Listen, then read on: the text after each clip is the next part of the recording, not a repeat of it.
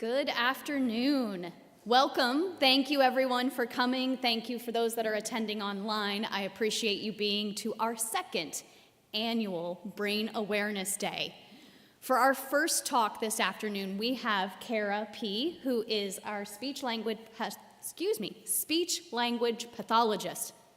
Say that 10 times fast. You might have to with Kara. No, just kidding. She is going to talk about how to boost your brain. So put your hands together for Kara. Well, hello. Glad to see you all here. Thanks for attending this Boost Your Brain, your journey to brain health. And yes, as she said, my name is Kara Pung-Saisanith. My husband is from Southeast Asia, which is where that long last name originates. But my maiden name was Lapp. So I was born and raised here in Lancaster County. So I do work here at Landis Homes. I work for Cimbria, which is a therapy contract company that has the contract here at Landis Homes. So I work in skilled care, I work in outpatient, kind of do the whole gamut. So you'll see me racing back and forth on any given day.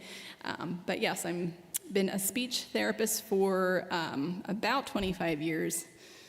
All of those years with the adult population. So I did a couple years in the hospital, then I did about 17 years, I believe, with home health care, and then about 7 years with long-term care and in that sort of area. So glad to be here for Brain Awareness Day, as a large part of what I do, believe it or not, is working with patients who experience memory loss. So some people are surprised by that, and we'll talk a little bit about why it's me, why I'm here talking about memory. But first of all, we'll take a look at where we're headed. So this is just a little table of contents. So we will talk about why it's me talking about this.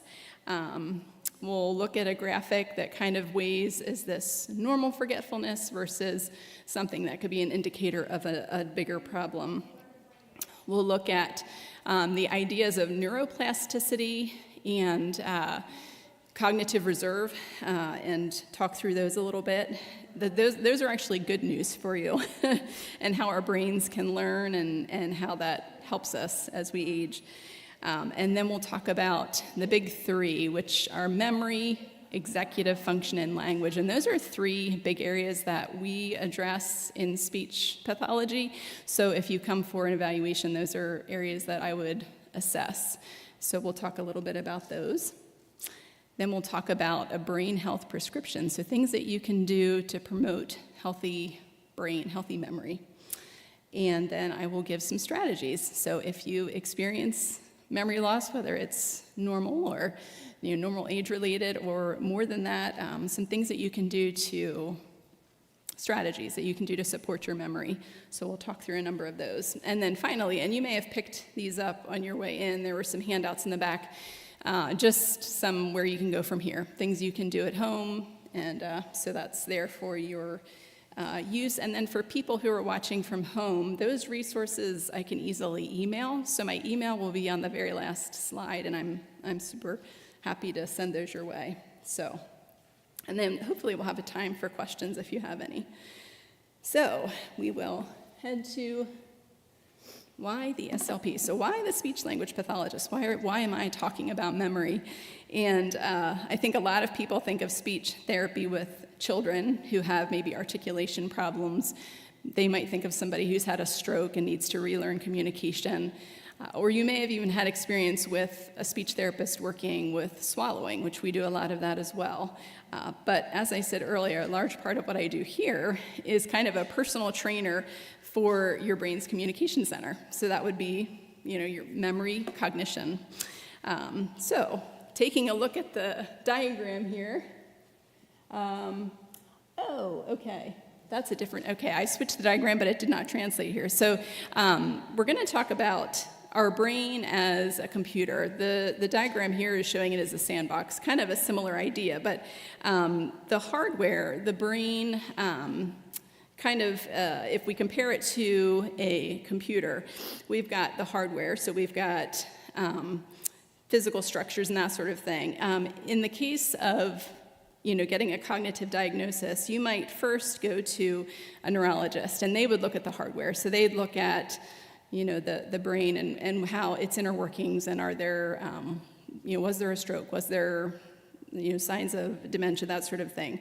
And so that's their piece, and they're, looking at those parts, at the broken parts. So we might not be able to fix those parts that are broken, but we can still figure out ways to work around those broken parts. Hi, Roland. So that's where speech therapy comes in. So we look more at the software. So things like, as I mentioned a bit ago, language, memory, executive function, so how things are running.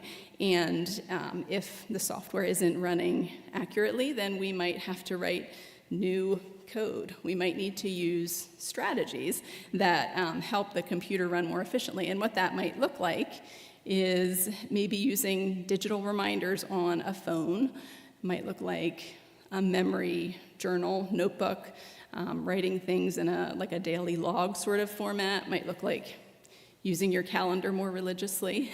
So those are kind of support things that we can do to help the software to run appropriately.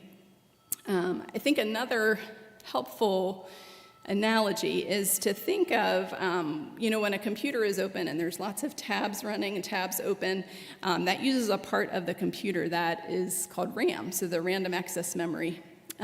And our brain's ability to do that, we call attention, short-term memory. So if you've got a lot of tabs open in your brain, say you're multitasking a lot, doing a lot of things, it will be super easy to miss something, to misplace something. So it's kind of like having too many tabs open on the computer. Your computer might not work well.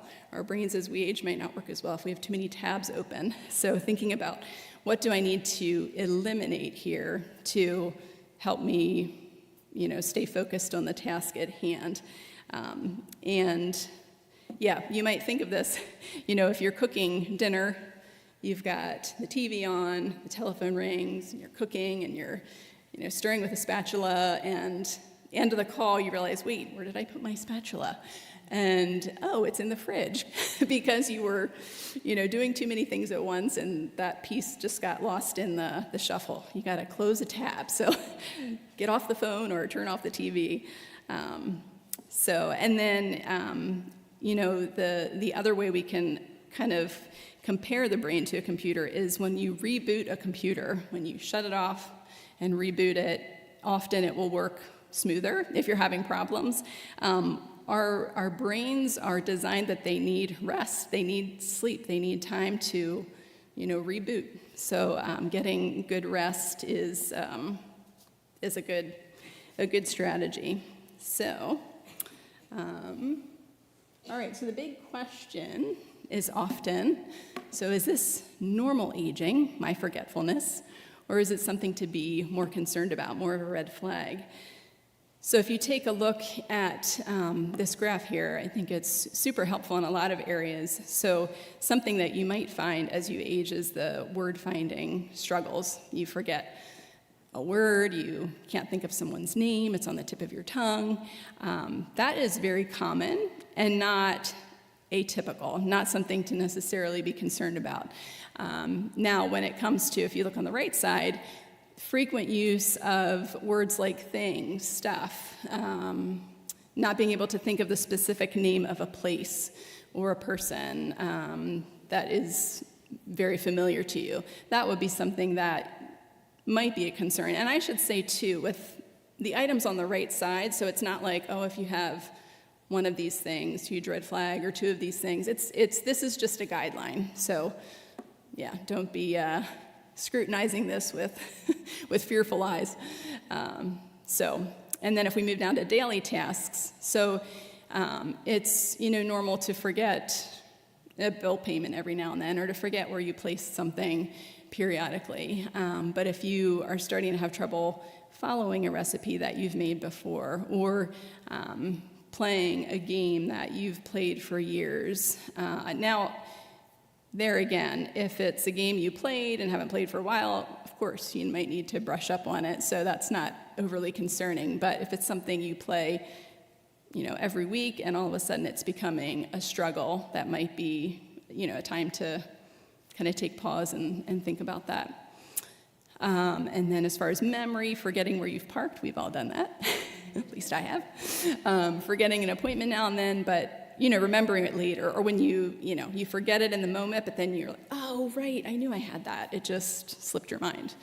On the converse of that, if you forget how to drive the car, you get in it and you're confused by, where do I put the key, or actually operating the car, or forgetting that you ever made an appointment, then those would be times to, again, take pause. The area of orientation, so forgetting what day it is, but figuring out later. You can probably all relate to that. I look at the date multiple times a day, so, ooh, sorry, did I do that? Okay. Yes, but if you kind of are getting confused with, like, time of year, like you just can't think like, wait, now what, is it spring, fall? So, that kind of thing would be more of a concern. And then socially, it is pretty typical to feel weary of social obligations or social events as you age. It can be overwhelming, the noise, the activity, so that is normal. But if you find that you're really withdrawing from things that you loved, hobbies, or interacting with people, that could be, a sign that there are things going on. And ironically, I think we often, if there are memory or cognitive issues going on, a lot of times people do withdraw. That's kind of a normal response because you don't want to be confronted with what you kind of feel and see happening inside. But we'll find out later that's kind of the opposite of what we should do. We should be engaging, socially interacting with people. Communication is one of the most complicated processes that we do on a daily basis. We, are constantly listening and coding, thinking of what we're going to say, thinking critically as somebody, shares a situation. So it is really good to be involved, and that's why I love this kind of community, because there's tons of opportunity for that. And I think that's awesome. Even, eating collectively with other people and just being out and about and seeing people is very, very good for you. So, and we'll go into that a little bit more later as well. Okay, so neuroplasticity and cognitive reserve, those sound like big, scary words. They are not. Neuroplasticity, these are, like I said earlier, good news for us, that our brains are not static, they're not unchanging, and they rewire themselves based on experience. And our brain can actually grow at 90, just as it can when we're 20. Think of challenges as fertilizer for your brain, and those challenges help your brain grow. So if a task feels too easy, you probably aren't growing. If it feels kind of clunky and difficult, then you probably are. So we'll explain this a little bit more here. So on the left-hand side, you'll see neuroplasticity. So this is brain, think of this as brain remodeling. So it's the brain's ability to kind of reorganize itself by forming new pathways. So it allows the neurons in the brain to compensate. So they kind of adjust in response to new situations or changes in your brain. Say after a stroke, that type of thing. So think of your brain as a forest, really. So when you learn a new language, or you learn a new instrument, or even play an instrument that you played before but try more challenging music, every time you do that, you challenge your brain, you're causing growth, which is key. And we want to keep doing that. And the more we use pathways, the more frequently we use them, the stronger they become, and that's what we want. So neuroplasticity is rewiring or remodeling of the brain. And then in turn, on the other side, that develops a cognitive reserve. So we have more of an ability to improvise and find alternate ways of getting things done. So even for people who have, significant signs of aging, just, aging disease, dementia, Alzheimer's, they can still function very well in their daily life, by use of cognitive reserve. So the way we build that account, that savings account, as it's shown up there, is to, like I said, do complex things. So I know it's easy to shy away because, oh boy, it kind of confronts like, oh, my brain's not as strong as it used to be, but it's so good for all of us to try new things, to make our brains do new things. So I highly encourage that. So it's like neuroplasticity, rewiring and growing, and then cognitive reserve is the extra capacity you've built. So think of neuroplasticity as a construction crew that builds the new roads, and then the cognitive reserve is like, okay, now we have a lot of detours we can use, right? We have lots of other roads we can use instead of that main one that is maybe broken down for road work or accident or whatever. So, so that's the ideas of neuroplasticity and cognitive reserve. I hope that's encouraging to you because it is true that you and I can still grow. So, all right, the big three. So these are the three areas that I said earlier that as a speech therapist, we often look at memory, executive function, and word retrieval. So we'll talk a little bit about memory. So memory is not, as it says there, it's a process, not a place in your brain. So, and believe it or not, most memory problems are actually related to our attention. And I kind of alluded to that earlier in the situation with the cooking, and you set something down and you find it in a really off-the-wall place. You're not really focused, right? So it's just not making its way into your memory. You didn't encode it. You didn't, take it on. So you can't retrieve it later. So I think that's really important to recognize. And I'm only 51, but I see that happening to me as well, where if I'm doing too many things, something gets missed or lost or thrown in the trash by accident or whatever. So, being aware of needing to focus on what you're doing at the moment and getting rid of distraction. So, all right, so looking at executive function, the one in the middle, think of that as the CEO of the brain, so kind of the brain's ability to plan, process, troubleshoot, multitask. So this is what we use when we're cooking Thanksgiving dinner. We have to time when we put certain things in, and so that it's all kind of ready at the same time. And while we're doing that, we're wanting to set the table and this and that. So you're doing multiple things at once, and that is the brain's executive functions hard at work. And when that process starts to get a little weaker, you might find that you're sticking to simple meals or not hosting as much because it just feels like too many things to manage. And then the third one there, word retrieval. Think of that as a filing cabinet. So as we get older, our brain gets full of lots of information, right? Lots of words. So the filing cabinet is getting bigger, but the clerk is getting a little slower to go and retrieve that information. So, it's not as easily accessible as it would have been when there was less information there. So I often say that about memory too. I don't know if this is accurate, but it feels like our brains get full, right? And so we try to add new things in there, and we've got to work harder at getting it to stick. So filing cabinet gets full. So, all right.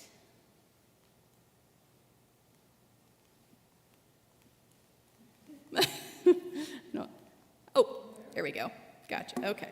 So what can we do? What's a prescription? How can we keep our brains as healthy as possible? And so number one up there says the novelty rule. Think of this as cognitive stimulation, and I've mentioned this a number of times, and the reason being it's so important and I think isn't said enough. So trying a new hobby or like I said, picking up an old hobby, but maybe taking it to the next level and challenging yourself a little bit. Learning new card games, learning new games in general is great. And I know that can feel scary because you confront, oh, this, like I said before, this isn't as easy as it used to be, but do it in the safety of home, right? If you live with a partner and can try a new game together, awesome, that's so good. Or a trusted friend, kind of challenge each other to try something new. And then on the next one there, the social muscle or social connection, and I mentioned this earlier too. So isolation is damaging to the brain. Conversation is so important to keep our brains sharp, and just interacting, hearing people's stories and trying to retain that information so the next time you see them, you'll remember. It's so good for you. So that is important. And then the third one there, hearing link. This is one that I think is not maybe emphasized enough, but there's been a lot of research to show that untreated hearing loss can actually cause the brain to deteriorate because you're not getting the stimuli. And so instead of your brain is kind of working at decoding the sounds versus putting things into your memory. So if you or think, oh, I might have a little bit of trouble with hearing, does not hurt to get it checked because that is, I feel like, an easy solution. Get a hearing aid or something that can help you to hear all that's coming at you. And then the bottom one there, you may have heard this before, but anything that is good for the heart is good for the brain too. So being hydrated, getting good rest, and movement. So those things can help, especially the movement, the oxygenated blood getting to our brains, and that is all just good for us. And getting good sleep can also be super helpful. So, all right.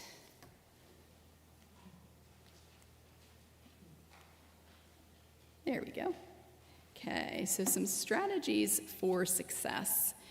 And I'll go through the ones here. It spites me. I did add some, but I thought it would adjust. But I should have sent you the new link, Hunter. Sorry about that. So I will go through the ones that are on here, and then I'm going to name a few others.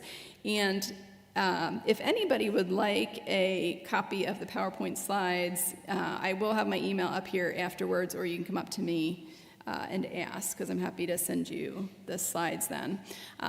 But okay, we'll start at the top there. So the 10-second rule. If you can't find a word, try to give yourself 10 seconds. You don't have to stand there and count, but give yourself some time to try to think of it. Before asking for help or moving on. It's actually like an exercise for the frontal lobe of your brain. So give yourself that time, that pause, to see if you can come up with the word that you're missing. So that would be one strategy. A second strategy would be something called a launch pad. So having a designated spot for things in your home. So you've probably heard the saying, a place for everything and everything in its place. And that is so true. If you have a place for it and make a point of putting it there when you walk in the door, you'll be better off because you'll probably be able to find it then later. Whereas if you're carrying everything in the door and you're throwing things on the counter and all of a sudden your keys are somewhere and you have no idea where. So that's a relatively easy one to implement too, but I think passes us by often. Spaced retrieval. So the example given here is to remember a new name.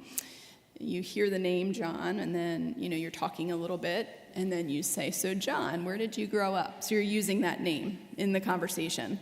And then maybe, they say 2 minutes later, even a little while later, you try to use that name again, interject it into the conversation, so that spaced use actually moves it from short-term memory to long-term storage. So That's a good technique for a lot of things. It's just an example for the use of with names here, but we actually use that technique a lot in therapy if there's a piece of information that you're struggling to remember. And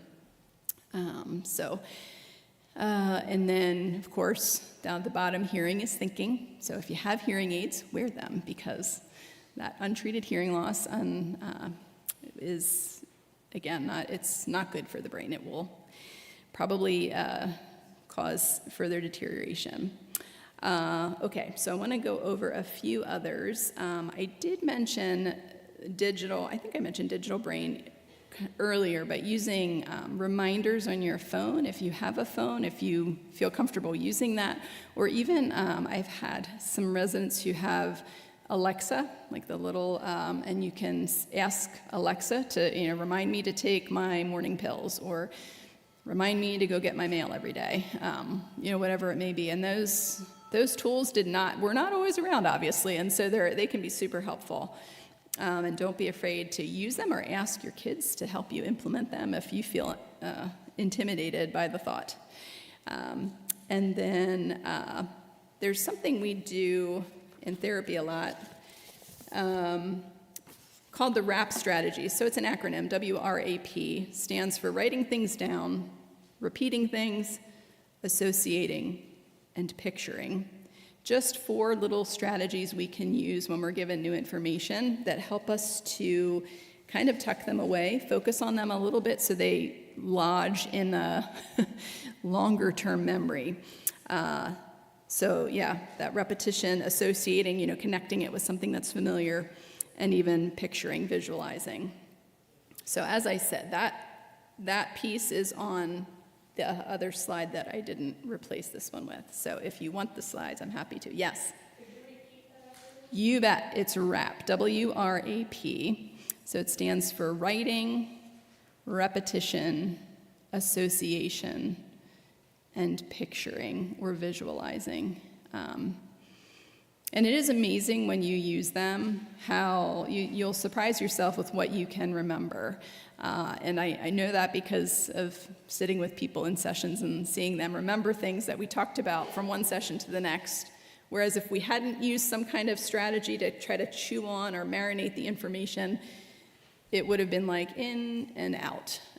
Because our ability to focus, to pay attention as we age diminishes, and that is part of what happens, as I said before. We're not really focusing, so then it just goes in and out. But if we take the time to really marinate on it, we'll remember it longer than we think we will. So, all right. So next steps are the papers you have in your hands. So for the people at home, I'm just going to put this up here. So these are just tools and resources that you can use at home. The first section is apps. If you have a phone or an iPad, there are some apps that have been developed to boost your brain, essentially. So those are there.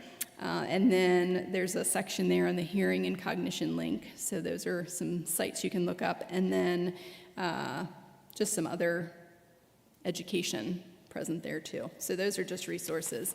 And then this Brain Boost Challenge, you don't have to do one every day. It's kind of set up that way week 1 through week 4, but you can periodically pick this up and just choose one and decide you're going to try it that day. And give that little challenge to your brain to cause the growth, to cause the forest to grow. So that is all I have for presentation, but would love to answer any questions anybody might have. Can't promise I'll have an answer, but I will do my best.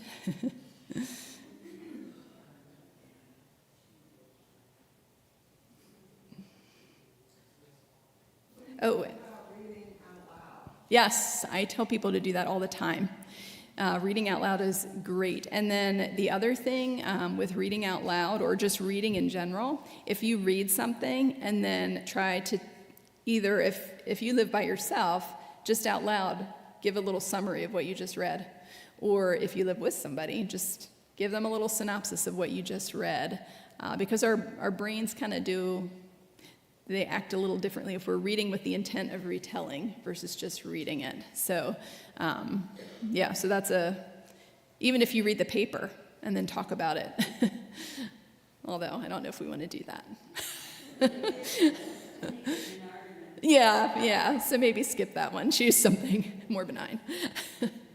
But yeah, there's my email. And it's just the first initial and last name, and then at cimbria.org. So yeah, feel free to email me, or if you want the slides from the presentation or more information. So, any other questions?